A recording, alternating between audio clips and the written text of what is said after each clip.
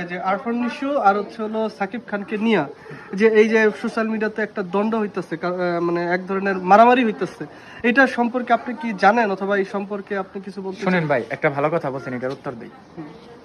কোথায় আরফান নিশু আর কোথায় নায়ক সাকিব, আকাশ আর জমিন ডিফারেন্ট, পার্থক্য। নায়ক সাকিবকে নিয়ে ইন্টারন্যাশনালি ভাবে আলোচনা সমালোচনা হয়, কিন্তু এই নিশু ভাইকে নিয়ে আলোচনা সমালোচনা হয় না। নায়ক সাকিবের এক্সপ্রেশন, গঠন, পোশাক আশাক, চালচলন, কথাবার্তা একরকম, আর নিশুর হচ্ছে আরেক রকম। সাকিব সাকিবের জায়গায় আর নিশু ভাই নিশুর জায়গায়। সো এখানে ওনার জায়গায় উনি কোনো দিন আর পৌঁছাতে পারবে না, এটা সম্ভব নয়। যারা আলোচনা সমালোচনা করেন ওনাদের খাইয়ে কাম নাই, খুদাই একটা টপিক নিয়ে ও আবার আলোচনা সমালোচনা করলে কি হয় জানেন, ওইটার প্রতি মানুষ একটু আকর্ষণ হয়। যেমন হিরো আলম নিয়ে আলোচনা হয়, আবার যে রিয়ামণি নাকি নামের একটা মেয়ে ড্যান্স ম্যাচ কি কি জানি করে, এটা নিয়ে আলোচনা সমালোচনা হয়। আবার দেখবেন পরিমণি নিয়ে আলোচনা সমালোচনা হয়।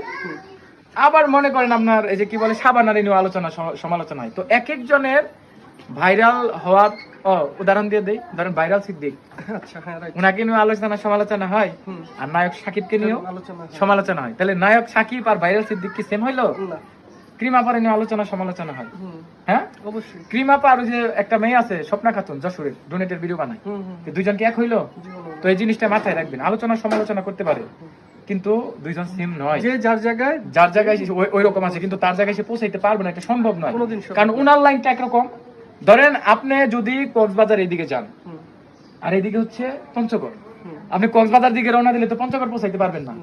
মনে করেন আরিফিন নিশু পঞ্চগড়ের দিকে গেছে আর সাকিব গেছে কক্সবাজারের দিকে, ওই ছেলেটা এইদিকে জীবনও আসতে পারবে না, ও পঞ্চগড়ে যেয়ে থেমে যাবে।